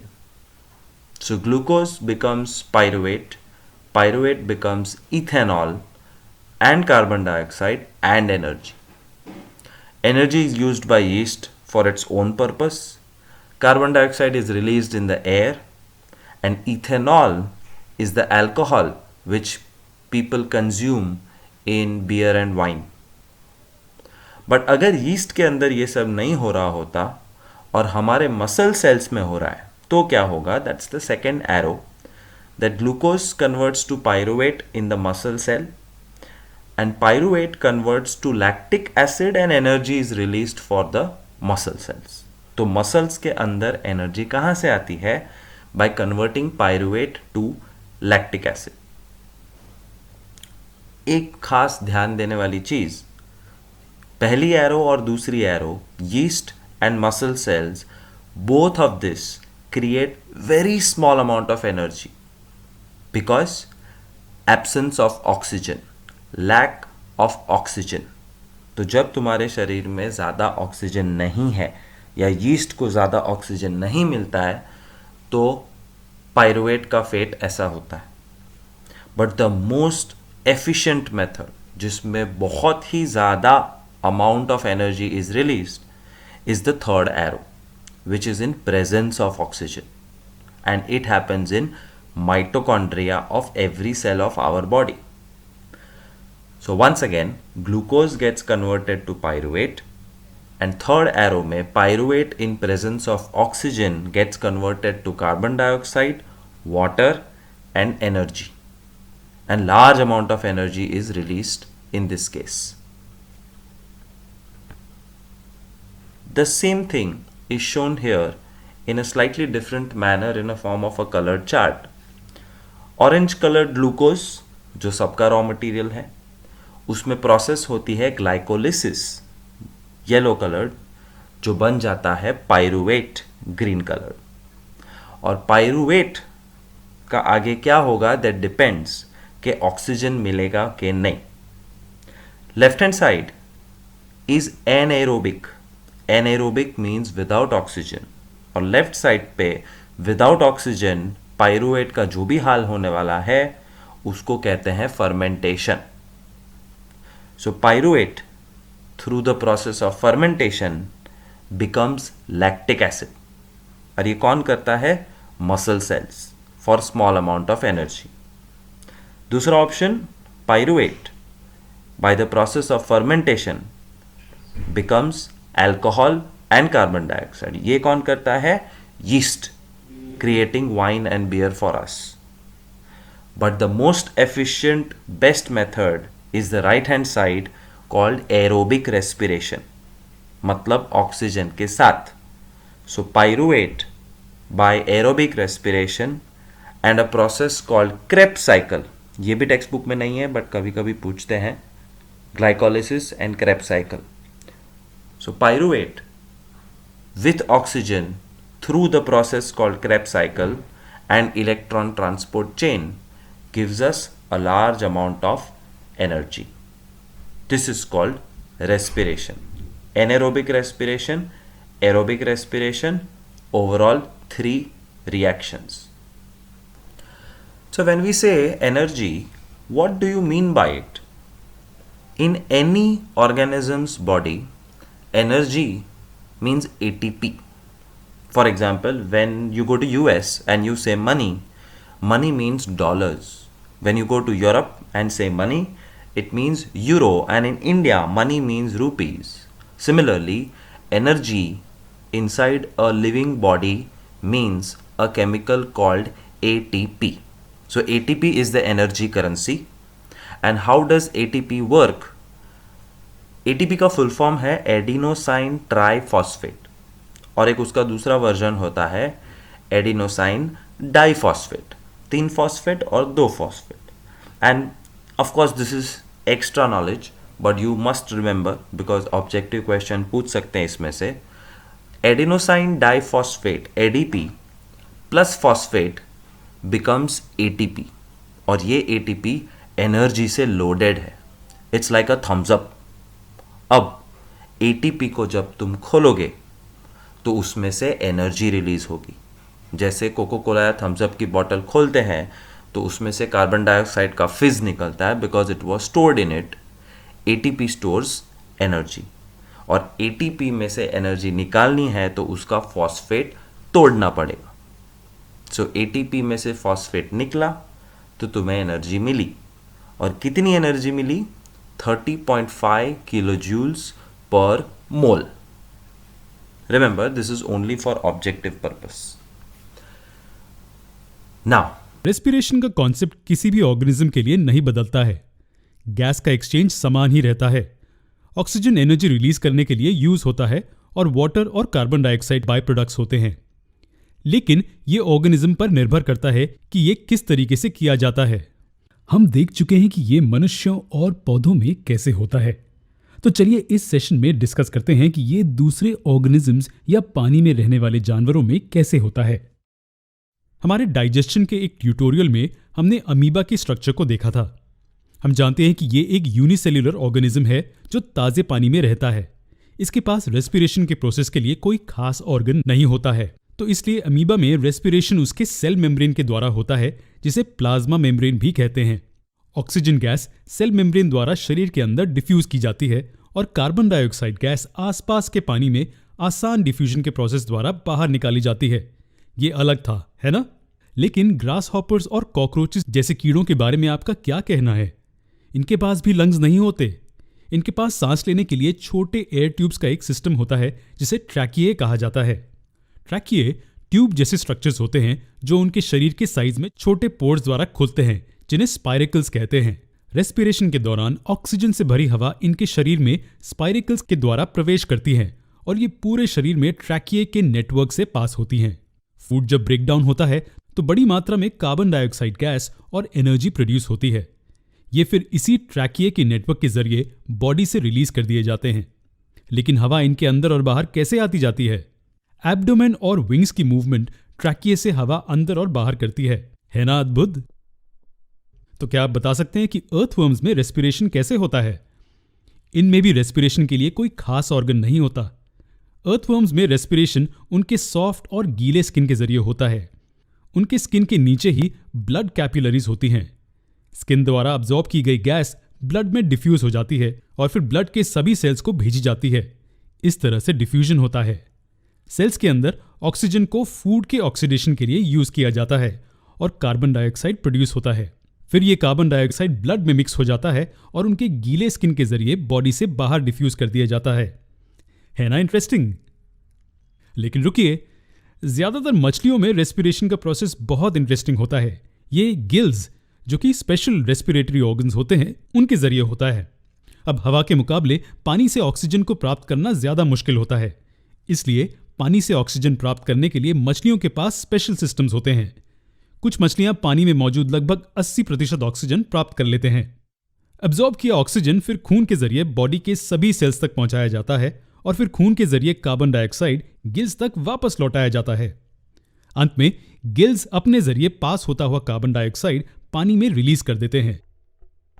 इसे हम डिटेल में अलग ट्यूटोरियल में पढ़ेंगे, जहां हम सिर्फ मछलियों में रेस्पिरेशन के बारे में बात करेंगे।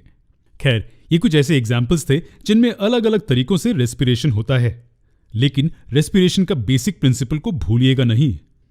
शरीर द्वारा ऑक्सीजन का यूज किया जाता है हमारे खाने को ऑक्सीडाइज करने के लिए और एनर्जी जनरेट करने के लिए, और पानी और कार्बन डाइऑक्साइड बाय प्रोडक्ट्स के रूप में रिलीज किए जाते हैं।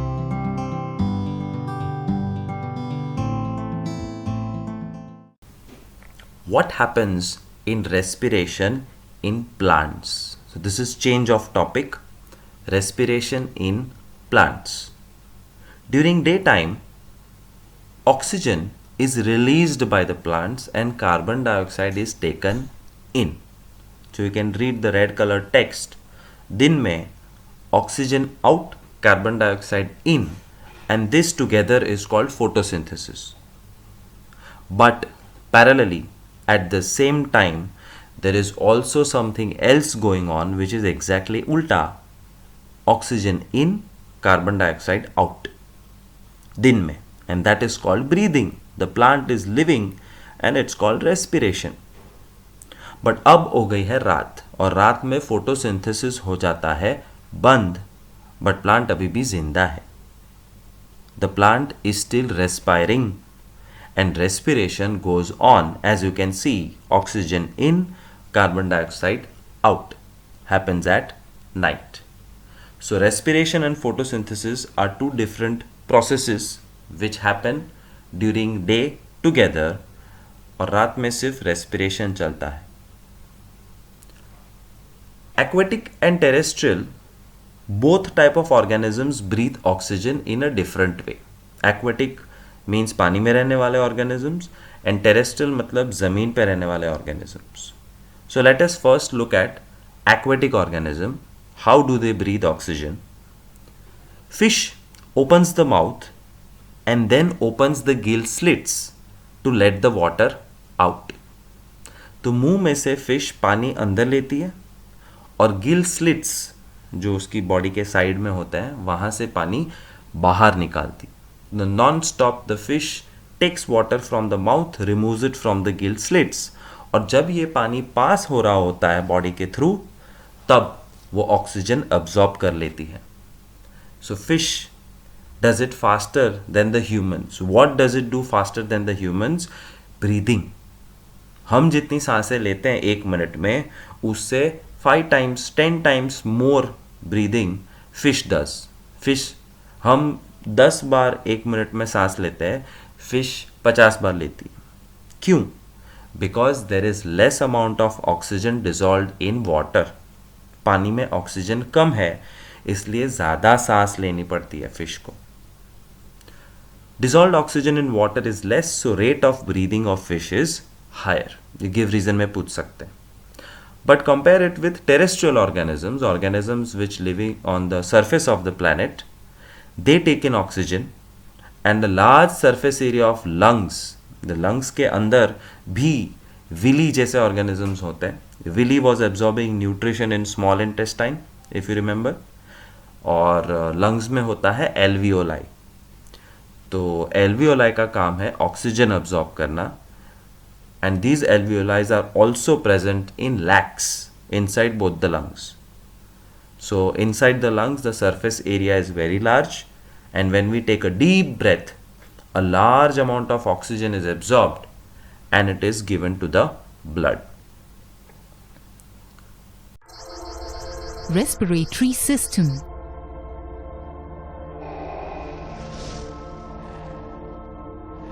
To understand the process of breathing,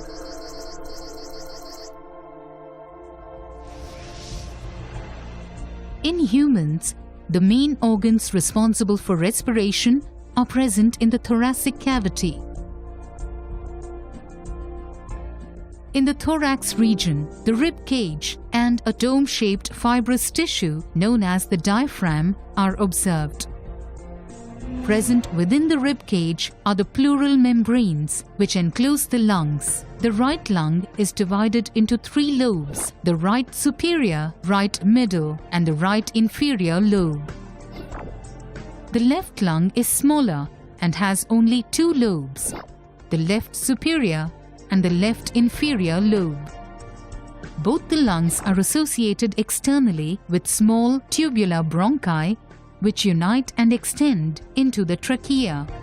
The trachea has incomplete C-shaped rings of cartilage, which prevent the tracheal wall from collapsing. The trachea leads into the pharynx, which is connected to the nostrils. As we breathe in air, the oxygen molecules enter the nostrils and travel downwards through the pharynx and trachea to finally reach the bronchi. From each bronchus, oxygen travels into the lungs. Within the lungs, the bronchus divides repeatedly to form bronchioles. Oxygen travels through these bronchioles and reaches the alveoli, each of which is surrounded by a network of capillaries. A section of one alveolus shows the presence of numerous alveolar chambers with pores. Blood containing RBCs is seen flowing through the capillaries. The oxygen molecules from the alveolus diffuse into the capillary and then get absorbed by the bluish-purple RBCs. This causes oxygenation of the RBCs, and a transition in their color from bluish-purple to red is observed. The blood moving into the alveolus contains RBCs and carbon dioxide molecules. These molecules are released into the alveolus. The carbon dioxide collects in the alveolar chamber. And then from the alveolus, it travels through the bronchioles into the bronchus, which finally reaches the trachea and is breathed out through the nostrils. So the process of breathing in air rich in oxygen is called inhalation. After the contraction of muscular diaphragm, the lungs expand and the air rushes in, resulting in the inflation of alveoli. During exhalation, the diaphragm moves up and the lungs contract. Thus, the alveoli deflate, causing the air to be forced out. This exhaled air is rich in carbon dioxide. This process of inhalation and exhalation is known as respiration, which is approximately 20 times per minute. Summary. In the thorax region, the rib cage and the diaphragm are observed, which play a vital role in respiration. Present within the rib cage are the pleural membranes, which enclose the lungs. The right lung consists of 3 lobes.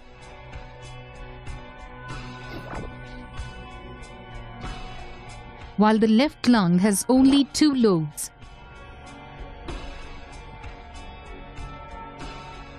Both the lungs are associated externally with bronchi, which unite and extend into the trachea. As we breathe, the oxygen molecules enter the nostrils and travel downwards through the pharynx and trachea to finally reach the bronchi. From each bronchus, oxygen travels into the lungs. Within the lungs, the bronchus divides repeatedly to form bronchioles. Oxygen travels through these bronchioles and reaches the alveoli, each of which is surrounded by a network of capillaries. As blood flows through the capillaries, the oxygen molecules from the alveolus diffuse into the capillary. This causes oxygenation of the RBCs.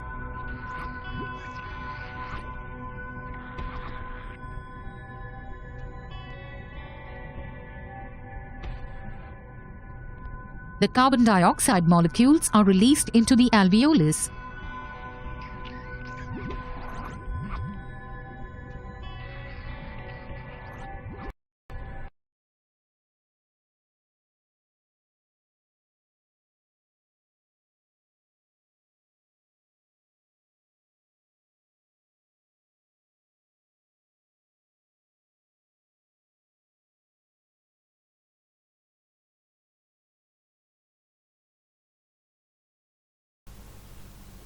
This is again change of topic. It's a separate 2-mark question that how does a human being breathe? Remember, it's not respiration. इस chapter में अगर respiration बोला है तो there are 2 types of respiration, aerobic and anaerobic. This is not about respiration, this is about breathing. लंबी सांस लो. और लंबी सांस कैसे लेते हैं उसका प्रोसेस है with the diagram. The process is the air enters the nose. From nose it goes to the nasal cavity. Cavity मतलब खड्डा, नाक के पीछे का खड्डा. Nasal cavity से the air passes to pharynx, then larynx. Larynx means voice box, जहाँ से आवाज़ आती है गले के पास. So nose to nasal cavity to pharynx, pharynx to larynx, larynx to trachea. And trachea is next to the food pipe. Esophagus के बाजू में ही होता है.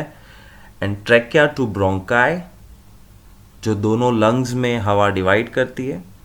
Bronchi to bronchioles and bronchioles to alveoli.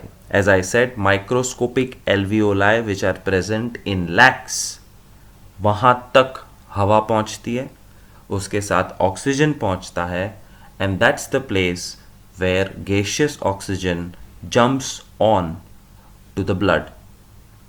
And how does oxygen from air jump on to blood? Through a molecule called hemoglobin.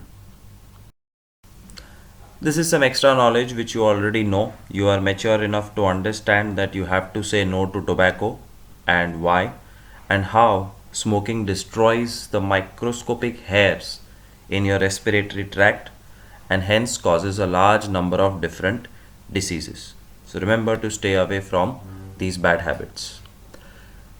Continuing, I have been taking this name alveoli and now you can clearly see the spelling alveoli. Lacks of microscopic things inside lungs which increase the surface area, so absorption of oxygen is superb. Alveoli has blood vessels inside where oxygen is absorbed and carbon dioxide is thrown out in the lungs. Who controls the lungs? सांस लेना कौन control करता है? Diaphragm. And diaphragm is a muscle below the lungs. Chest के नीचे और पेट के ऊपर. I repeat, chest के नीचे और पेट के ऊपर एक diaphragm होता है. And that diaphragm controls the expansion and contraction of the lungs. When diaphragm goes down, the lungs inflate, the air is absorbed in through the nose. When diaphragm goes up, the lungs compress and the air goes out from the lungs. That's called the process of breathing. In large animals, including human beings, oxygen does not reach all the body parts automatically. It has to be transported. और oxygen transport करने के लिए जो system बनाया है, which is again a life process, it is called transportation through the molecule haemoglobin through the blood. So hemoglobin is responsible for loading the oxygen on top of it and transporting through blood to the entire body. And hemoglobin is present inside red blood cell. Some extra knowledge for objective purpose. Alveoli in one pair of lungs can cover 80 meter square area, which is equal to 2 times the size of entire Shri institute. हमारे classes की जगह अगर आपने देखी है, which is रफली 1000 square feet, उससे double area एक लंग के अंदर होता है, ऑल थैंक्स टू एल्वियोलाई. अगर एल्वियोलाई ना होता, अगर लंग्स इतने बड़े नहीं होते और ट्रांसपोर्टेशन सिस्टम नहीं होता हेमोग्लोबिन वाला, तो हमारा ऑक्सीजन जो हमने सांस लिया है वो पूरी बॉडी में पहुंचते पहुंचते 3 साल निकल जाते. 3 years for automatic transport of oxygen. So thanks to the process of blood circulation and haemoglobin, वरना we would not be existing here.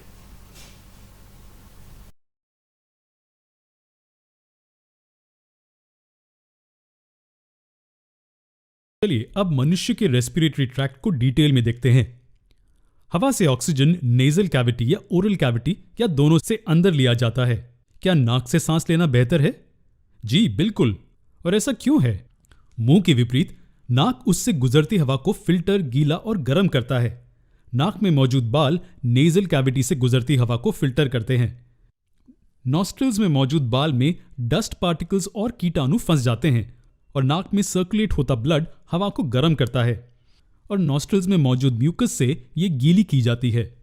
तो याद रखिए कि मुंह की बजाय नाक से सांस लेना हमेशा बेहतर होता है. इन दोनों पॉइंट से ऑक्सीजन अंदर लेने के बाद ये फेरिंग्स तक पहुंच जाता है. हम नाक और मुंह से जो हवा या ऑक्सीजन अंदर लेते हैं वो फेरिंग्स तक पहुंचता है, जो इन कैविटीज के पीछे होता है. अगर आपको याद हो तो फेरिंग्स ईसोफेगस और लैरिंग्स में स्प्लिट हो जाता है. ईसोफेगस वो जगह है जहां खाना अंदर जाता है और लैरिंग्स वो जगह है जहां हवा अंदर जाती है. खाना ईसोफेगस से पेट तक जाता है और फिर स्मॉल इंटेस्टाइन में जाता है जहां डाइजेशन होता है. लेकिन रेस्पिरेटरी ट्रैक्ट को समझने के लिए हम इस पार्ट में इंटरेस्टेड हैं, लैरिंग्स और उसके बाद के पार्ट्स. लैरिंग्स शरीर का वॉइस बॉक्स भी है क्योंकि इसमें वोकल फोल्ड्स होते हैं जो स्पीच की साउंड को प्रोड्यूस करते हैं और हमें हमारे आवाज को मॉड्यूलेट करने देते हैं. लैरिंग्स में थायराइड कार्टिलेज भी होता है जो बाहर की ओर बढ़ती है और कभी कभी इसे एडम्स एप्पल भी कहा जाता है. ये सबके पास होता है लेकिन ये ज्यादातर पुरुषों में प्रोमिनेंट होता है. तो नेजल कैविटी, फेरिंग्स और लैरिंग्स मिलकर अपर रेस्पिरेटरी ट्रैक्ट बनाते हैं. और लोअर रेस्पिरेटरी ट्रैक्ट के बारे में आपका क्या कहना है? लैरिंग्स के बाद हमारे पास ट्रैकिया है, जिसे आमतौर पर विंड पाइप भी कहा जाता है. इसमें ये सी शेप्ड रिंग्स के कार्टिलेज एम्बेडेड होते हैं. ये लगभग 16 से 18 होते हैं और अगर आप अपनी चिन ऊपर उठाएं तो आप इन्हें अपनी उंगलियों से महसूस कर सकते हैं. अब हम एक इंटरेस्टिंग पार्ट पर आते हैं. इस पॉइंट पर ट्रैकिया 2 हिस्सों में स्प्लिट हो जाता है. ये लंग्स के एंट्री पॉइंट्स हैं और इन्हें ब्रोंकाई कहा जाता है और हर एक को ब्रोंकस कहा जाता है. ओरल और नेजल कैविटी से हवा विंड पाइप में प्रवेश करती है और लंग्स तक ब्रोंकाई द्वारा पहुंचती है. जी हां, ये वो 2 लंग्स हैं मनुष्य शरीर में, एक लेफ्ट लंग और एक राइट लंग. जिस ह्यूमन बॉडी के ये लंग्स हैं उस ह्यूमन बॉडी के हिसाब से इन्हें लेबल करते हैं. जैसे कि इस ह्यूमन बॉडी जिसके ये लंग्स हैं उसके हिसाब से ये लेफ्ट और ये राइट लंग कहलाया जा सकता है. हमारे लंग्स के बारे में ऐसा बहुत कुछ है जो हमें जानने की जरूरत है, लेकिन उसके लिए हम एक अलग वीडियो बनाएंगे. तो हवा लंग्स में कैसे जाती है? जैसे कि आप देख सकते हैं ये ब्रोंकाई आगे चलकर छोटे ब्रोंक्यूल्स में स्प्लिट हो जाती है. ट्रैकिया 2 ब्रोंकाई में स्प्लिट हो जाता है और हर एक ब्रोंकाई आगे छोटे ब्रोंक्यूल्स में स्प्लिट हो जाती है. इस स्ट्रक्चर को ब्रोंक्यूल ट्री भी कहा जाता है. इसे शाखाओं के साथ एक पेड़ के रूप में सोचिए जिसे उल्टा कर दिया है. ट्रैकिया पेड़ की ट्रंक की तरह होती है और फिर ये ब्रोंक्यूल्स के रूप में बाहर निकलने लगते हैं. लेकिन ब्रोंक्यूल्स के अंत में क्या होता है? अगर हम इस रीजन में जूम करें तो हमें एयर सैक्स के छोटे गुच्छे दिखेंगे जिन्हें एल्वियोलाई कहते हैं. जी हाँ, ये अंगूरों के गुच्छों जैसे दिखते हैं और इन्हें एल्वियोलाई कहा जाता है. एल्वियोलाई के बहुत करीब ब्लड कैपिलरीज होती हैं जिनसे ब्लड बहता है। तो एल्वियोलाई से ऑक्सीजन ब्लड में भेजा जाता है जो फिर दिल तक जाता है और फिर इसे पूरे शरीर में सर्कुलेट करता है। और उसी समय कार्बन डाइऑक्साइड जो कि वेस्ट बाय प्रोडक्ट है वो ब्लड के द्वारा एल्वियोलाई को ट्रांसफर किया जाता है। यहाँ गैसेस का आदान प्रदान होता है। ऑक्सीजन ब्लड में भेजा जाता है और ब्लड से कार्बन डाइऑक्साइड एल्वियोलाई को भेजा जाता है। कार्बन डाइऑक्साइड फिर ट्रैकिया से ब्रोंक्यूल्स तक ब्रोंकाई ट्रैवल करता है और ओरल या नेजल कैविटी से बाहर निकल जाता है। तो इस तरह से ऑक्सीजन वातावरण से इनहेल किया जाता है, फिर एल्वियोलाई तक जाता है, फिर ब्लड में जाता है और फिर कार्बन डाइऑक्साइड एक्सहेल किया जाता है।